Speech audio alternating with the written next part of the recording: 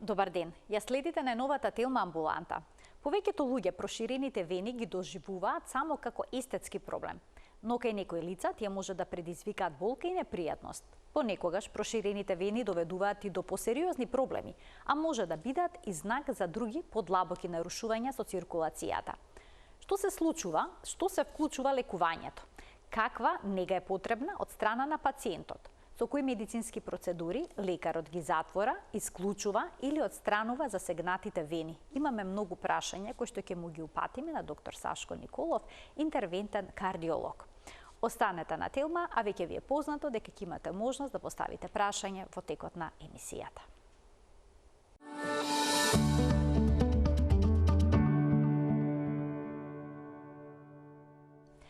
За проширените вени на нозете во денешната Телма амбуланта зборуваме со доктор Сашко Николов, интервентен кардиолог од клиничката болница Штип.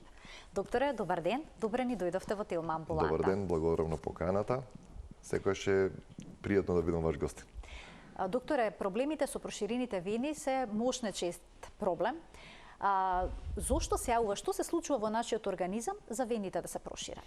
Па видите, во најголемиот процент од попуштените вени или пациентите со попуштени вени доаѓаат генетиката.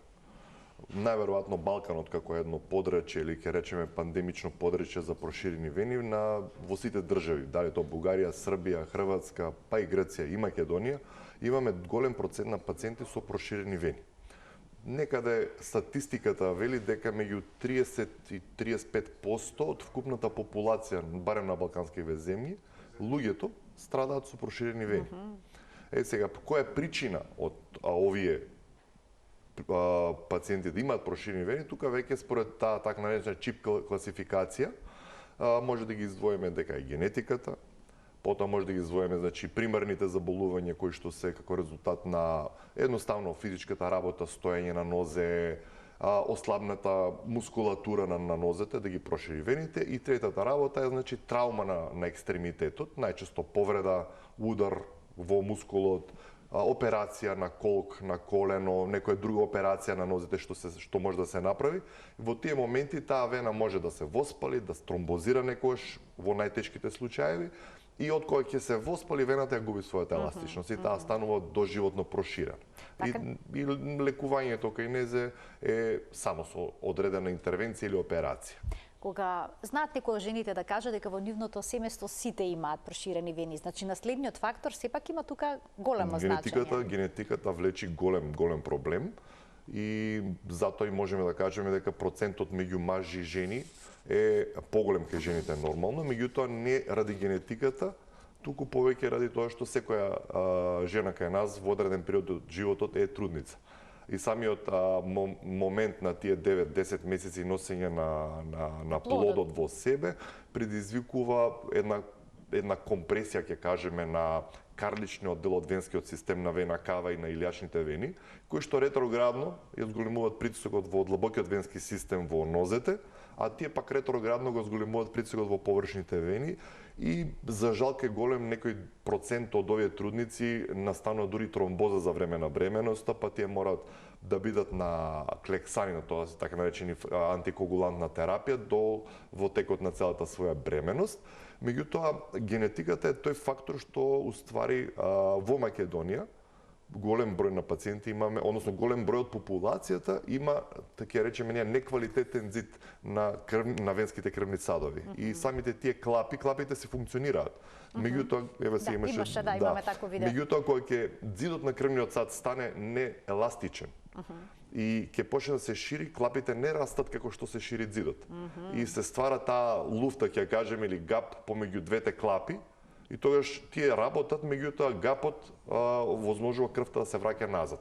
И ќе приметите дека тие луѓе, значи, кои ќе се исправат, буквално имаше една слика, сега повторно набрекнуваат во под кожата, сликата, се гледаат набабрени како буквално како набабрена кожа. Тоа се буквално кога ги допрати како дупка во самата кожа. Тоа е таа површна вена што за жал кај нас во Македонија овакви состојби и уште покритични состојби, не разговаравме за видеата дека со крвави содржини со рани не се за јавна презентација, така. Меѓутоа во нашава држава веројатно останато од Југославија па према наваму дека треба да се носат еластични чорапи, хируршкиот третман како еден од принципите за третман на вените дава ефект во првите неколку месеци, меѓутоа потоа прави истите симптоми ги враќа назад, бидејќи вените, за разлика од сите други, ќе кажеме органи, се единствен орган, ќе го кажеме, кој што е способен да се репродуцира или да се намножува.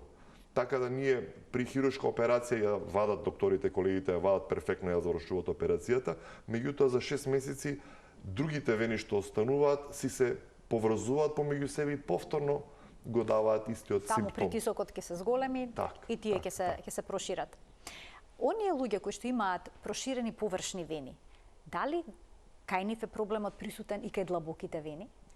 Може ли да се очекува таква Тоа е генерално поврзан систем. Значи не само длабоките вени, туку и артеријскиот систем, ќе го кажем.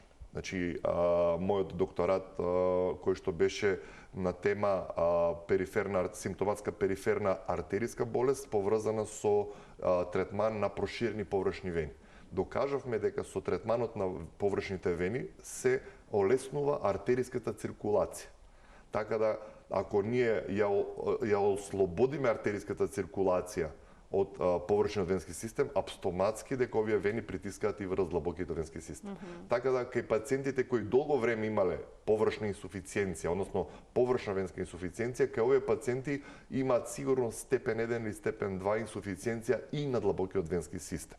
Така да, тоа е еден апел и до популацијата во Македонија дека треба да се прават почесто доплери, а во Македонија скоро во секој град има прекрасни доплеристики, кажам, доктори кои што гледаат доплер и тоа перфектно, солидно гледаат доплер, да си го прават тоа да се одреди рефлуксот на површните вени, бидејќи за површните вени има третман.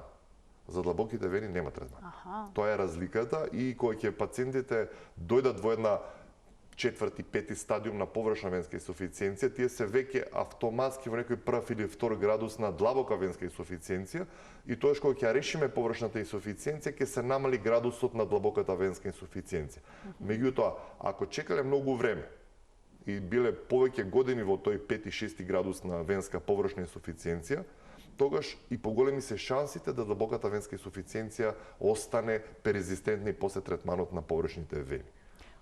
Оние што имаат проширени вени на нозете, видливи, и при тоа немаат симптоми, сметаат дека имаат само естетска тегоба, односно естетски проблем. Но очигледно дека тоа може да прогресира и во нешто покомплицирано. Најстрашниот дел кај оваквите вени кои што се гледаат на бабрени, овие вени во текот на зимските, есенските, па и раната пролет, ги држиме, пациентите си ги држат некој под контрола. Температурите се пониски, ние сме пооблечени, кој носи стегнати фармерки, буквално не ги гледа вените. Меѓутоа во летните периоди, кога температурата и надвор и внатре и буквално секаде е покачена, овие вени прошируваат.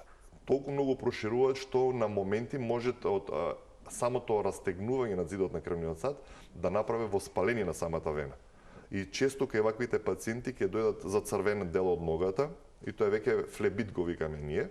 Меѓутоа тој флебит, ако не се третира навремено или ако не се фати навремено, може да тромбозира и да направи тромбофлебит или флеботромбит, зависи што е причината, кое што за среќа најчесто овие тромбит заглавуваат во самите клапи на површниот венски систем и не се спуштаат во длабокиот венски систем. Меѓутоа, имаме и такви пациенти кои што тромбозата од овие вени може да се спушти во длабокиот венски систем и да заврши во белодробието и да направи така наречен белодробен инфаркт или белодробна тромбемболија, која што е веќе спаја во групата на животозагрижувачки диагнози и бара хоспитализација, бара интензивно лекување за да успееме да го задржиме животот на пациентот, меѓутоа, иако е навремено диагностицирано, да се задржи квалитетот и капацитетот на белодробието. Сега, кога зборуваме за симптомите кои што ги предизвикуваат проширените вени, дали се тие секогаш поврзани со некаква тежина во нозете? Печење, Болка може да се јави? Апсолутно, апсолутно. Овие луѓе што ги гледаме со вакви набабрени вени, овие луѓе очигледно нивната работа е стоечка, стоење во место. Они имаат чувство дека ќе им, барем тоа се нивни зборови, мислам дека ќе ми пукне кожата. Значи тоа се симптоми. Морам да легнам или да седам, да ги кренам нозете или да се размрдам малце, да клекнам неколку пати за да ја на тој начин ја истиснува крвта од вените, од овие порочни вени и се растеретува притисокот. Меѓутоа, не секогаш пациентите имаат оваа болка во преку денот. Американците велат restless leg syndrome. Тоа значи кога ќе легнат да спијат имаат потреба да ги мрдаат немерни нозе, да ги мрдаат нозете. Често имаат потреба да ги вадат нозете од под чаршавот или јорганот, а кога ќе ги фатат нозете се ладни, а имаат чувство дека им вријат нозете. Тоа се зборови на нашите пациенти. А вика, легнуваме да спиеме, имам чувство како да ме боцкат под коленицата стапалото, како на игли да ми е, вика. Врие, вика, како фатам ладно е, вика. И многу често кај одредена група на пациенти, нека сите се ова и онаа болка или грчеви во самите листови и тука го препишуваат дека фали магнезиум, дека фалат минерали, па ќе почнат они да идат на физикална, на ортопедија, ќе почнат да земат магнезиум и минерали и така натаму, ќе се поднамали болката, грчевите меѓутоа нема да исчезнат. И овие пациенти ќе изгубат 6 месеци, година дена лечејќи сосема спротивна диагноза, за кој ќе стигнат кај нас веќе тие да бидат по диаметар вените над 7 мм, а обично оваа површна вена треба да биде меѓу 3 и 5 мм, не повеќе. Кај нас доваѓаат во просек, еве сега вадиме статистика на 1700 пациенти што ги третиравме во овие 2,5-3 години. Просекот ни е од 15 до 20 мм. Збориме за просек. 15 до 20? Да, имаме... А нормално е до 5? 3 до 5 мм треба да биде, да. Тоа е горната граница. Тоа е горната граница, за речеме за нормална уредна површна. Добро, зошто не доаѓаат на време? Што бидејќи немаат симптоми? Па сега пред малце кажавте естетика. Луѓето го третираат тоа како естетски проблем, а уствари тоа не е естетски проблем, тоа е суштествен проблем. Тоа е здравствен проблем. Бидејќи кога имате проширени вени кои што го нарушуваат изгледот на кожата, вие ќе облечете панталони и нема да носите кратки сукњи. Жените, мажите нема да носат кратки панталони и сте го решиле проблемот. Меѓутоа, на долгорочна стаза, кога ќе поминат 2, 3, 4, 5 години, кога ќе почне самата кожа да ја менува бојата, кога ќе почне да се отвараат така наречени венски улцерни рани, една ќе затворите на 3 см, ќе се отвори друга, ќе затворите таа па на 3 см десно трета и после неколку години сите овие ќе се спот и ќе отварат една голема, го викаме ние тоа дефект на кожата до самата коска. И кај нас за жал во Штип доаѓаат пациенти во овој терминален стадиум и ние буквално прво го правиме диагностиката, го гледаме причината дали е венската или артерискиот систем причина за таа рана што има пациентот. Ги третираме или артериите, ама најчесто се вените, зборуваме кој е промената бојата на подколениците, ги третираме вените, а потоа преминуваме во втора фаза во лекување на овие пациенти, третман на самата рана. Бидејќи таа рана генерално ако не е инфицирана, ако правилно се преврзува, стерилно се пребришува, дезинфицира, се негува со соодветни терапии, би требало за, ако е помала рана, за 2 до 3 недели да затвори, ако се некои поголеми дефекти, како што ги имаме кај нас, кај пациенти што трале 5-7, па кај еден имаше и 15 години пациент, рани на нозете, значи човекот го... Со години? 15 години живеел човекот со тие рани. Успеавме кои овие луѓе да ги затвориме раните после 3-4 месеца. И тоа се веќе ќе кажам наша фамилија од луѓе бидејќи тие поминале некој период со нас дружејќи се, првен третманот трае 15-20 минути, меѓутоа преврските траат 3 пати неделно во текот на одреден временски период. Додека не се таа рана смири, додека не почне да гранулира, додека не почнат рабовите да се затвараат, мора да доаѓа на преврски, дали кај нас во Штип или во друга институција, не е битно, битно е мора да има медицинска нега на таа рана. Бидејќи многу често и ние лекарите, еве како ќе ја преврзувате, дома се средувате таа рана. Меѓутоа, во домашни услови, човек кој што не е медицинско лице, не може на стерилен начин да ја среди таа рана. Бидејќи доволно е со нестерилна рака да ја допрете раната, и да ја затворите со завој, газа, многу често користат и крпи што ќе најдат пациентите дома. тоа веќе вие сте внеле бактерија или што е да сте внеле во самата рана и тоа го затварате, му стварате анаеробни услови и кога ќе дојде на контрола после 2-3 дена, тоа веќе мириса, сме се вратиле 10 чекори назад. Затоа третманот кај венските улцерни рани, па и кај артериските, мора да биде во медицинска установа од страна на медицински лица за тоа да се заврши како што треба. Во Штип ние покрај стерилните преврски делуваме со лазерна терапија, значи предизвикуваме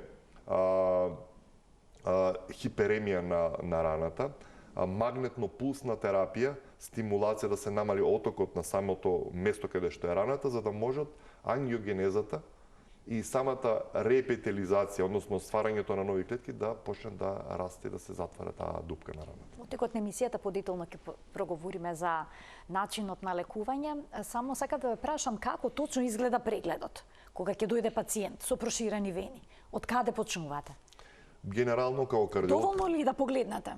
Па ние веќе уште кога ќе ја видиме ногата, знаеме дека веќе има венски проблем. Збориме оние кои што се гледаат веќе на инспекција, кога се гледаат промени на бојата на кожата. Меѓутоа, генерално прегледот кај нас започнува секогаш вратните артерии, срцето, аортата, артериите на нозете и завршуваме со венски доплер на нозете во легната позиција, а потоа го вертикализираме пациентот, 2-3 минути да постои, правиме ново мерење и правиме компарација на тие две мерења. Бидејќи пациентот кога лежи има една димензија вената која ќе се вертикализира, кога гравитацијата ќе се направи својата работа.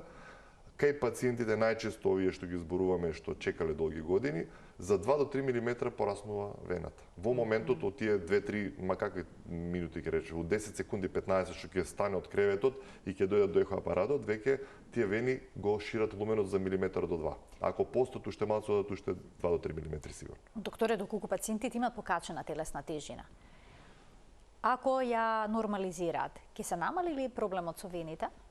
Тоа е исто како да кажеме еден ластик кој ќе го растегнуваме и кој ќе ја изгуби својата еластичност, тој ластик никогаш не може да врати својата форма. Затоа ние треба да бидеме предпазливи во однос на нашата телесна тежина, во однос на исхраната и во однос на физичката активност. Тоа се многу битни фактори за без разлика каква ни е генетиката, овие три фактори ќе може да го пролонгираат процесот на кога ќе се прошири таа вена. Дали ќе се прошири, многу е битно дали ќе се прошири на 30, 50 или 70 години. Сега на 30-50 години веќе ние сме се уште активни во општеството, работиме, функционираме. Па на некои им е битен изгледот, на некои им е битен и функционалноста, меѓутоа ако не внимаваме на телесната тежина, ако не внимаваме на исхраната, ако немаме физичка активност барем 30 на минути 4 до 5 пати неделно, ние сите овие фактори за создавање на венска стаза или инсуфициенција ги зголемуваме, ги триплираме. И затоа главна препорака и кај нас после тој доплерски преглед што трае 15 до 20 минути, не повеќе од тоа, и тоа е безболна метода, со сондата се движиме по ногата кај што се наоѓаат вените.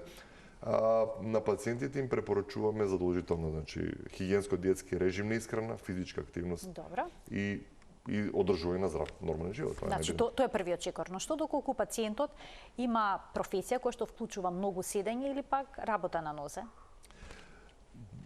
Ги имаме такви се скоро сите пациенти што не доаѓаат. Значи, нивната професија е поврзана со стоење во место, седење со спуштени нозе, и гојазност, ако седат се гојазни, ако стојат не се гојазни, меѓутоа има такви што се и гојазни. Кај тие пациенти, значи, немаме друг избор освен третман на вените. Значи, мора да се направи одреден третман кој што ќе ги, не кажуваме, оклудираме, ќе ги затвориме овие површни вени и ќе престанат да прават проблем на длабокиот венски систем. За длабокиот венски систем е многу едноставно. Се носи еластичен чорап, кој што е компресивен чорап и ја притиска мускулатурата, а самата мускулатура ја држи вената собрана.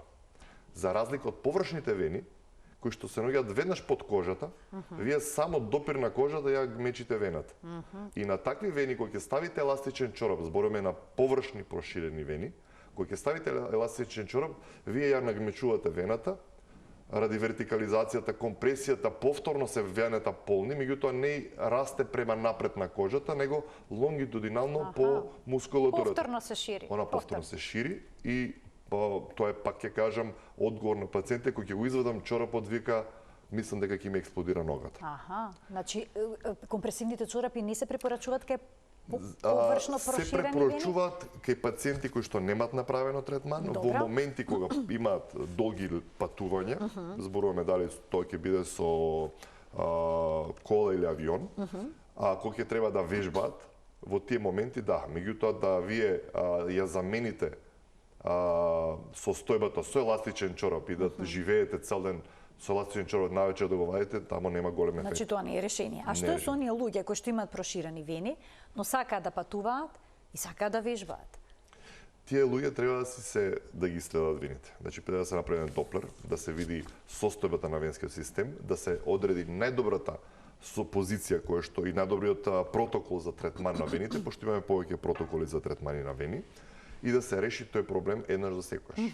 Бидејќи оставањето и заобиколувањето на овие процеси на лекување, третирање на површните вени дава шанса за понатаму во животот да станат енормно големи, како што кажав пред малце, над 20-30 мм. Тоа влече со себе, па да речеме, подолга рехабилитација, помачна рехабилитација за пациентите, без разлика дали ќе прават хируршки третман, дали ќе прават лазерска аблација, радиофреквентна аблација, дали ќе прават склерозација. Сите овие пациенти рачунајте дека вената е колку што ни е долга ногата. Меѓутоа таа би требало да биде 3 до 5 мм, кога ќе земете вие во една ширина или плоштина, да речеме, колку опфат треба да има таа вена. Замислете кога простор зафаќа вената ако е 20 мм по целата должина. Така. И кога ќе направите некаква интервенција кај овие пациенти, склерозација, лазерска аблација, радиофреквентна аблација, тогаш имате вие воспалување на голем сегмент и голем процент од екстремитетот. И кожата прави една таква значајна инфламаторна реакција која што, нели, 3 до 5 дена би требало да се смири се, меѓутоа кај некои пациенти оди до 2-3 недели. Тоа е разликата и затоа апелот до сите пациенти кои што веќе имаат површна венска инсуфициенција да си го решат проблемот со време. Бидејќи многу колеги ги ставаат на овие диосмините, тоа се флебодија, вариконите и така натаму, се да ги набројуваме лековите. Меѓутоа тие лекови не лекуваат вената. Тие лекови даваат... Тоа се лекови што се пијат? Да, пероз, да. Добро. На уста... И влијат на венскиот систем? Тие влијат на здравите вени. Збориме во тој почетен стадиум што за жал јас во Македонија го немам видено. Значи не лекуваат, не може да се реши проблемот, туку влијат на симптомите. Тие ја подхрануваат вената, ја смируваат вената да не се воспалува. Меѓутоа, ако е вената проширена, останува проширена. Та не се собира. Ме разбирате? Така. Вие ќе му дадете на пациентот диосмини, ќе му дадете некои масти да се мачка и он ќе се чувствува 10 дена подобро и он, готово го решив проблемот. Ќе дојде летото, ќе направи тромбоза, ќе навлезе во некоја компликација и веќе е проблем. Така, сите најчесто посегнуваат по разни креми, гелови за проширени вени. Има чудотворни лекови кои што нели се рекламираат по социјалните мрежи за проширени вени. Луѓето пробуваат се и се што може со нешто такво да се реши понекогаш проблемот со проширената вена? Ние во медицината зборуваме за факти базирани на медицина на докази. Значи, ако некој лек, дали е тоа фармацевски лек, дали е тоа додаток на исхрана со препорака од FDA approved за медицинска употреба и докази, научни докази дека кај толку и толку пациенти со таква и така имаме ние нормативи во истражувањата во clinical trials, така наречени клинички истражувања, ако ги немаме тие лекови ставено во тие клинички студии и да поминале фази и да тие фази докажале ефект од делувањето, тогаш сето тоа е, како што кажавте, фармација добра реклама за маркетинг, да речем. Така да има она што е пишено во протоколите за третман на артерии и на вени, тоа се диосмините кои што ја подхрануваат вената. Добро. Ја држат вената да не се воспалува до одреден степен, може да влијат на тоа, меѓутоа тие не ја лекуваат вената. А оние гелови кои што намалуваат, да речеме, симптоми како што се болка и слично, болеснувањето на симптомите може да помогне? Има неколку такви гелови кои што се доста интересни. Суштината они имаат во нив мента. Ментата прави загревање на површниот дел на кожата и на тој начин топлината ја вади од подкожата. И на тој начин имаме чувство дека ни се лади ногата. Али пак ќе кажеме тоа е сензитивно чувство кое што на моторичкиот дел на самата вена, физичкиот дел апсолутно не влијае. Ние чувствуваме олеснување додека ја мачкаме ногата, тоа исто кога да ставиме ногата во врела вода, во топла вода и после да ја префрлиме во ладна вода, ние ќе добиеме нова нога. Тоа ќе трае 30-40 минути, повторно ќе се врати ногата на својата првобитна состојба. Но дали ладните облоги со вода или пак туширање со ладен туш понекогаш може да ги олеснат симптомите кои некои што имаат мака? Апсолутно, поготово пред спиење. Јас тоа им го кажувам на сите мои пациенти, нели, третманот не секој сака да оди на третман, имаат во Македонија за разлика е во Србија, во Хрватска и во Софија, во Белград, Белград, Загреб и Софија, колегите таму кај нив не доваѓаат пациенти со вени над 7-8 мм. Немаат такви пациенти. Еве сега во петок сме поканети на еден Вија Веноза, се вика интернационален конгрес во Софија за венски третман на површни вени.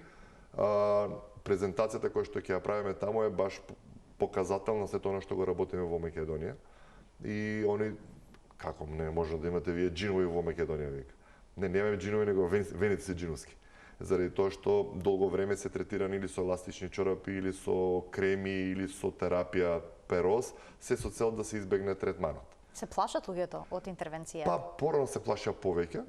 Значи, пред 3 години кога почнавме со венските третмани во Штип, имавме една ситуација каде што недоверба, па дури од самите колеги некои викаа, тоа не се решават вените, меѓутоа во 3 години на 1700 пациенти ефектите беа јасно големи, огромни ефекти кај сите пациенти. Нормално имаше таму и кај што некаде едноставно дошле во многу досна фаза и длабокиот венски систем беше многу касен, меѓутоа зборуваме за помалку од 1% такви пациенти. И веќе ја немаме таа, да речеме, како лекари да треба да го убедуваш пациентот дека треба да прави некој третман. Во нашава држава Охрид се започнати меѓу првите кои што почне со радиофреквентна аблација. И таму работат и хирургија, работат и многу работи. На клиника за васкуларна хирургија во Скопје работат перфектна третман, хируршки третман. Ние во Штип имаме наш личен протокол, комбинација од склерозација и фиброзација на вените, кој што е една метода која што за огромни над 20 мм вени, а еве веќе последните 3 месеци веќе имаме и ласер, тоа е најнова технологија на ласерна аблација која што е за одредена група, не е за сите. Меѓутоа во сите овие комбинации што ги имаме е трајно решавањето на проблемот на вените. Зборуваме доживотно се решаваат проблемите со вените. И тоа е Ќе ги вклучиме гледачите, сега ќе ги разгледаме сите засебно овие пристапи во лекувањето на вените. Почитувани, емисијата е Контакт, на слободно може се јавите на телефонскиот број кој што е испишан на екранот и да споделите ваше искуство со проширените вени, но и да добиете совет и препорака што понатаму доколку подолго време е присутен ваквиот проблем. Споменавте дека може да се затворат всушност овие вени и да се исклучат од циркулација, ако добро ве разбрав. Да. Како тоа се постигнува? Па видите, сега имаме во нашата пракса, значи најстара метода е хируршкиот стрипинг. Што е тоа стрипинг? Хируршка операција. Добра. Пациентот дали со спинална анестезија или со општа анестезија се успива, се прави рез, буквално се влече целата вена. Меѓутоа, недостатокот на оваа метода е што секоја вена има свои гранки. Хирургот ќе извади главната вена, меѓутоа гранките остануваат во месото, во мускулот. И тие си прават, како што кажав на почетокот, се склони да си прават колатерали, брзи колатерали. И тие за 6 месеца ја си прават паралелна циркулација. Другата метода која што е и по години се радиофреквентната аблација, која што е во само надколеничниот дел од ногата, не може да се работи во подколеничниот дел од ногата. Не може да се оди многу блиску до до длабоката вена, бидејќи има ризик да се уништи длабоката вена. И методата која што ја викам, тоа е и темата на презентацијата, Can the old treatment be new life? Третманот со комбинација етоксисклерол и фиброзација или сиенокрилат, двете заедно да комплетно се реши целиот венски систем. Тоа се зборуваме сега, овие се амбулантски методи. Првата беше хируршката, е оперативна метода, се лежи во болница, радиофреквентната аблација, етоксисклеролот, циенокрилатот, тоа се амбулантски методи, траат 15 на 20 минути. без општа анестезија, со локална, тоа е како кога боцка кога ви земаат крв во лабораторија, со неколку такви боцкања ние влегуваме во самата вена, стигнуваме до рачвиштето со длабокиот венски систем и од овде почнуваме да ја затвараме целата вена до самото стапало. За 7 дена пациентите доаѓаат, го решаваме задниот дел, пошто и позади имаме површна вена, таа викаме ние мала сафена, и таа мора да се реши, бидејќи ако ја затворите вие предната вена, а задната ја оставите, таа задна си дава колатерали и ќе си најде нека гранчи повторно за 5-6 месеца, година, 2-3, ќе дојде пациентот со некакви тегоби. Дека првиот пат, меѓутоа ќе дојде со тегоби. И ласерната аблација, која што е, сега имаме во Македонија донесен ласер, тоа е Леонардо ласерот, кој што е најнов крик во ласерната терапија на третман на вените, кој што буквално можеме од самото устие до самото стапало да решиме целата вена.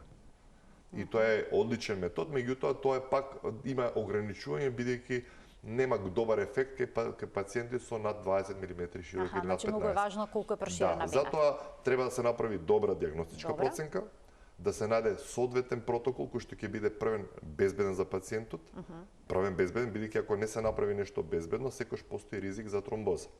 И ако настане тромбоза, тогаш веќе се нарушува целата оваа слика дека венскиот третман е брзо и ефективен. Значи, со добра проценка, добро одбирање на протоколот кој што ќе го користиме за третман на вените, пациентот легнува, правиме контрола, уште една од страна колегата или колешката која што работи со мене, она ја го гледа пациентот без да го гледам јас, ако не се поклопуваат ставовите и мислењата, продолжуваме со интервенцијата. Ќе ги вклучиме и гледачите кои што очекуваат да постават прашање во програма. Добар ден за првиот од нив. Ало, добар ден. Добар ден, во програма сте. Да поставам прашање. Повелете. Јас сум жена на 70 години со нормална телесна тежина, немам некои коморбидети, али нозите од колената нагоре како географска карта ми се ишарани. Толку ми се ишарани, нешто неверојатно, а сега почна на едната нога и позади на листот на ногата више да ми се јавуваат исто такви вени. Сега за сега од нив немам болки, немам мака. Па би го замолила почитуваниот доктор, што јас во овој момент да направам со тие вени за да не дојде до понатамошно некој влошување на состојбата. Но докторот има уште едно подпрашање, доста прашање до вас. Дали овие прошарување што ја кажувате се тенки капиларни вени или се буквално како прстот, малиот прст излезени над во кожата? Па тие се вака капиларни и темно-сини. Темно-сини, тенки и темно-сини, а меѓу нив има и така црвени. Црвени. Нема набабрени вака како на сликата што излегуваат. Не, тоа се само мислиш така на кожата и кога ќе ја доприш кожата, така рамна е. И второ прашање, дали кај доктору може да се оде со упат од матичен лекар? Или пак приватно? Ви благодарам за вклучувањето во програма. Повелете, доктор. Вака се, ова станува збор за тие така наречени теленгектази или ретикуларни вени. Тоа е веќе класа 1. Капилари, всушност на површината на кожата. Тоа е друг проблем? Тоа е друг проблем. Тоа е проблем за дерматовенеролозите и тоа е работа каде што и ние лекарите, дали хирурзите или интервентните кардиолози или радиолозите, сите што работиме површен венски систем, ако видиме дека немаме проширени површни вени, да се 5, 6 и повеќе, не 6, него 10 мм зборуваме кај ваквите пациенти, тоа треба да го оставиме на дерматовенеролозите, бидејќи теленгектазите се работа и болест на самата кожа, не на венскиот систем. И многу често ќе се залетат, па и ние ќе сме се залетувале пред 5-6 години, да решаваме нешто, меѓутоа тоа само ја влошува состојбата. Така да ова е повеќе процес за дерматолозите, да го разгледаат, да го видат, они имаат нивни принципи за третирање на овие кожни промени, ќе ги кажеме, на ногата. И мислам дека господјата, штом нема симптоми, не треба да се загрижува и да не се плаши за некави компликации. Меѓутоа, еден доплер на долните екстремитети задолжително да си направи, бидејќи тоа е сепак една појдовна и крајна точка на една дијагностика на една состојба на пациент. Ќе вклучиме уште еден гледач. Добар ден. Ало, добар ден. Повелете. Јас бев во ординацијата на доктор Сашко Николов. Добар ден. Добро, да, ве слушаме, само, значи сте биле веќе на преглед? Да, и бев потоа? токму во ординацијата на доктор Николов. Добро. И на 16 септември докторот ми рече дека може да треба да ме слушате. Јас само ве молам да го следите разговорот преку слушалката, а не преку вашиот ТВ приемник. Тоа и правам. Да, но мислам дека не правите така, бидејќи одговарате со задоцнување на моите прашања. Значи, продолжете и појаснете за што се работи. Кој е вие прашањето? Прашањето, бидејќи, дозволете, ако може јас да се искажам, некако технички не сум писмена. Уште еднаш. Значи, сепак го следите разговорот преку слушалката. Јас ќе замолам гледачката да се јави повторно. Дали имаме уште еден гледач или одрежи да и појаснат на каков начин треба да се вклучи во програма во интерес на времето, бидејќи имаме уште многу малку време до крајот на денешната вака, емисија. само кратко, се работи за десна нога без рефукрис, комплетно поизведен валсалавија маневар, предвидлив Д38 мм, излегува од од средната срезина и компенсативна без знаци на тромбоза. ВСП дилерира терапија ми е дадено ЦСЛ до коленка, Лиотон С2 на ден, лесна масажа и флебавен и љадарка. Сега малку е тие модрини од колена надоле спорти су бил на времето во Варна ракометни голман. Сега се губи тоа, затоа го прашувам докторот. Се уште е модро малце, али при крај иде. Тоа е повелбата, повелете. Вака сега, имате вие подобрување веќе од терапијата што ви ја дадене, меѓутоа кога ќе додат сега топлите денови, јуни, јули, август, ситуацијата повторно ќе се врати на почетокот, бидејќи според ова што е опишано со Валсалва маневр се проверува рефлуксот на самите вени. Вие имате рефлукс на задната вена, тоа е вена парва или ВСП, така наречена вена сафена парва, која што уствари е широка на листот позади и имате тука навечер на спиење можеби грчевити болки во ногата кога спиете, да ве будат некојаш од сон. Малку миниатурни, да, али се губи тоа модрината, да. Да. Значи, оваа терапија што ви е препишана е одлична терапија, меѓутоа вие морате да најдете третман за да го решите, да го отстраните тој инсуфициентен венски систем, бидејќи во летните периоди кога ќе се зголема температурите, овие симптоми повторно ќе се вратат назад. И ако сте имале сега што ви дале Лиотон, сте имале црвенило. Чорапи имам, чорапи од колената така, надоле. чорапите не се лек за површниот венски систем, меѓутоа црвенилото што се јавило, тоа е знак за флебит. Флебитот значи дека имаме воспалување на вената кој што ја воспалува и самата кожа. И наредниот момент кога ќе се појави повторно овој флебит, обично на истото место каде што се јавило еднаш, кога ќе се јави повторно, може да направи тромбоза.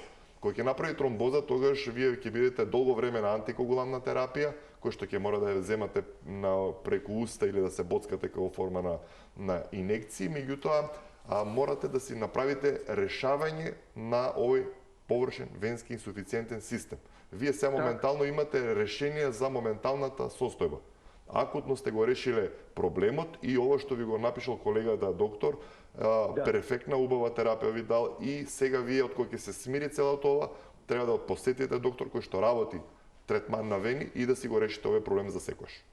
Само би ве замолил, пишува овде ВСП, дилатира десната средна третина, компресибилна, без знаци на тромбоза. Да, тоа значи дека немате тромбоза, ми тоа е дилатиран.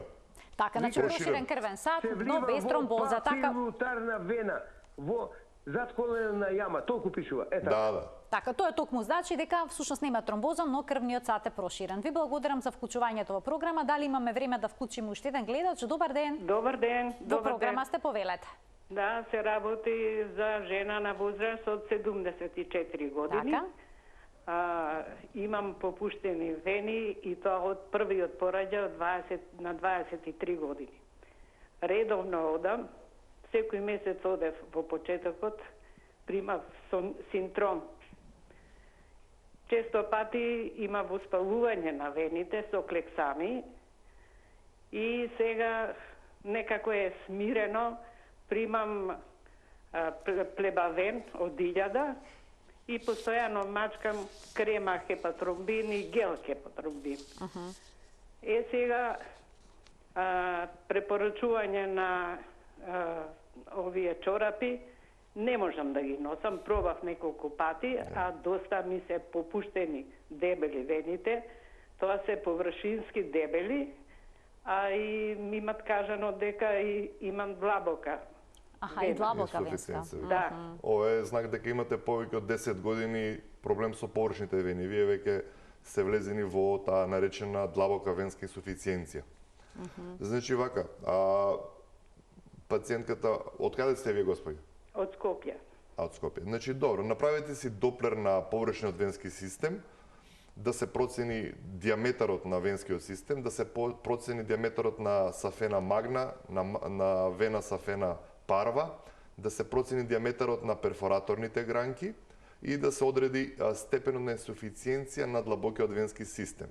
Предпоставувам што ме од бременост пред повеќе години кога сте биле трудна, веќе поминати долг стадиум и веќе овде се вени за интервенција. Дали тоа ќе биде ласерна, радиофреквентна, склерозација, хируршки стрипинг, вие мора да направите некој третман, бидејќи штом често се воспалува, штом често ги мачкате со лиотони, штом морате да, и колегите ви дале да носите некаква компресија, тоа е за да спречи стоење на крвта во нив, за да не прави воспалување, вие веќе сте влезени во стадиум каде што имате зголемен ризик од појава на тромбофлебит, кој што може да биде понатаму живото загрозувачко, поготово во топлите денови за вашето здравје. Докторе, што доколку се препорачаат компресивни чорапи за длабоката венска тромбоза, пациентот при тоа има и површни проширени вени. Значи, поточно за проширени длабоки вени, да. Да, ја слушнавте сега господјата, така? Значи она има површен венски систем, меѓутоа најверојатно има и отаци, не ја прашавме по нозете, затоа ги дале компресивните чорапи на господјата. Не може да ги издржи. Тоа е исто како на нешто што мрда, вие да го држите да не мрда, тоа цело време мрда му правите плюс дополнителна компресија. И тоа ви го прави уште поголем немирот, уште повеќе ја вознемирува кожата, уште повеќе ја вознемирува фасцијата околу мускулот и прави една хронична болка, да речеме, во ногата. И овие пациенти често ќе ги стават CCL2 или што год на компресија на чорапи и дадат на пациентот, ќе ги стават 2 пати, 3 пати и ги фрлат. Така, велат не може да и издржат прекинуваат и пошто колегата треба да ја каже дека треба да го реши венскиот систем со интервенција, за да понатаму, ако има длабока венска инсуфициенција, да го носи чорап. Но дали секој пациент може да се реши на ваков начин проблемот со вените, што доколку е диабетичар или пак има некоја друга хронична болест? Дали возраст игра некаква улога? Апсолутно никако. Ниту возрастна, ниту диабетот, ниту некоја друга состојба влијае врз третманот на површен венски систем, бидејќи ова станува збор за една локална интервенција која што се наоѓа под кожата на долните екстремитети. И ние со решавањето, односно со гасењето и отстранувањето на оваа венска активност, ние само прекинуваме застој на крвта во нозите. Овие пациенти кои ги прашате, велат, знаете, кога се движам, како да имам влажен песок во чевелот, тежина. И кога ќе завршиме со интервенцијата, наредниот ден ги контактираме пациенти, вика, прв пат после толку години спиев мирно. Значи, комплетно се решава проблемот. Изборуваме, треба да се направи добра стратегија и добар протокол за да се решат сите гранки. Бидејќи, кога ќе решите само една гранка, останатите гранки ќе си направат колатерала, значи симптомите ќе се намалат за 30-40%, али ќе останат. Али ако ги решите сите проширени вени што се во ногата, тогаш 100% го решавате проблемот. И нема можност да се прави колатерална циркулација, бидејќи тие се премногу мали перфораторни гранки кои што остануваат невидливи за доплер на пациентот, и тогаш длабокиот венски систем си ја презема апсолутно целата своја улога на да ја враќа крвта назад до срцето и веќе пациентите немаат апсолутно никаква мака. Ова е трајно решение или може да се јави рецидив, односно да се повтори проблемот? На нашите, статистиката сега што ја извадивме, на 1700 пациенти имаме околу 20 до 25% пациенти кои што дошле за трет, четврт, пет или шести пат за интервенција. Таа е статистичка бројка која што е неизбежна, мора да се знае.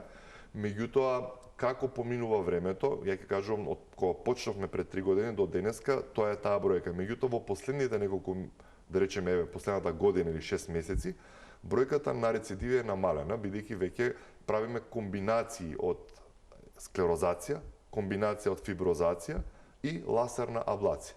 Значи правиме 3-4 техники со што ние ги решаваме сите можни да речеме извори на вената да направи колатерал. И еве после година дена контроли веќе многу мал процент на пациенти доаѓаат со рецидив, да речеме. Многу битно е да напоменам тука дека тромбофилијата е голем проблем за, предпоставувам, за македонската популација. Пробав со колегите од трансфузија да дискутираме за тромбофилијата како генетско заболување, бидејќи самата тромбофилија, имаме не знам колку таму типови на тромбофилија, се резултат да не можат да создаваат ензими кои што влегуваат во стабилизација на внатрешните фактори за коагулација. И кога имаме ние пациенти со тромбофилија, кога имаме пациенти со тромбофилија и проширени вени, кај тие пациенти имаме зголемен ризик од тромбоза. И затоа во овие 6-7 месеци имавме ситуација со тромбоза пациент со тромбофилија да мора да биде доживотно на антикоагулантна терапија, бидејќи ако ја прекинете, прави веднаш тромбоза, и тоа на длабокиот венски систем, и тогаш може да направи и белодробна тромбоемболија. Меѓутоа, генерално ако е затворен површниот венски систем, кај ваквите пациенти со тромбофилија остануваат на антикоагулантна терапија доживотно. Метилфолат обично им даваме во координација со трансфузиолозите и тие си се здрави, живи до крајот на животот. Што им препорачувате на пациентите кои што ќе направат ваков тип на интервенција? Например, дали летно време може да се сончаат на плажа, да одат на бања? Значи, нашата да прават депилација со топол восок. Да, додат на масажи. На масажи, така. На целулитни третмани и така натаму и така натаму. Значи, од кој ќе се заврши процесот на третманот на вената? Тој трае од 15 до 40 минути. Амбулански го викаме, пациентите примаат инфузија и за 30 минути треба да се раздвижат и они почнуваат веднаш да пешачат. Наредните 10 до 14 дена е процес на рехабилитација, го викаме ние тоа. Значи, додека вената комплетно не се стврдне, да го затвори својот лумен, додека кожата не се одлепи од залепената вена, мускулатурата не се врати во својата активност, тие 14 дена на пациентите им велиме дека или треба да се земат боледување доколку им е многу напорна физичката работа, доколку вежбаат тие 2 недели нема вежбање, или може само пешачење треба. Так. Доколку треба да одат на одмор, нема да одат на одмор тие 2 недели, бидејќи тоа е процес на рехабилитација и нема масажи, нема ништо. Меѓутоа, после тие 2 недели, од кога ќе се врати се на свое место, апсолутно немаме никаква контраиндикација тие пациенти додат во топли бањи, додат на сончење, да се додат на депилација, епилација. Животот продолжува нормално. Продолжува најнормален живот. Имаме баш пред ова лето што пројде, имавме пациентка која што третиравме во април месец и она после не знам колку години беше на сончење. И кога се врати, дојде целата беше многу убав настан во амбулантата, да дојде на смена, вика после тоа години можев да се сончам, вика, и да немам тромбоз. Квалитетот на животот и се враќа. Буквално па и хедонизмот, меѓу другото, нели? Да се ние ужива сите малку. работиме, живееме за да уживаме во животот на некој начин. Докторе, ви благодарам многу за вашето гостување денеска во Телма амбуланта и за клучните поенти поврзани со оваа болест кои што ги потенциравте. Ви благодарам на поканата, ми беше задоволство секојаш да бидам ваш гостин во една прекрасно организирана емисија. Ви благодарам и вам за учеството. Почитувани, ова беше се во денешната Телма амбуланта. Ви благодарам за вниманието со кое што не следевте и ви посакувам пријатен ден.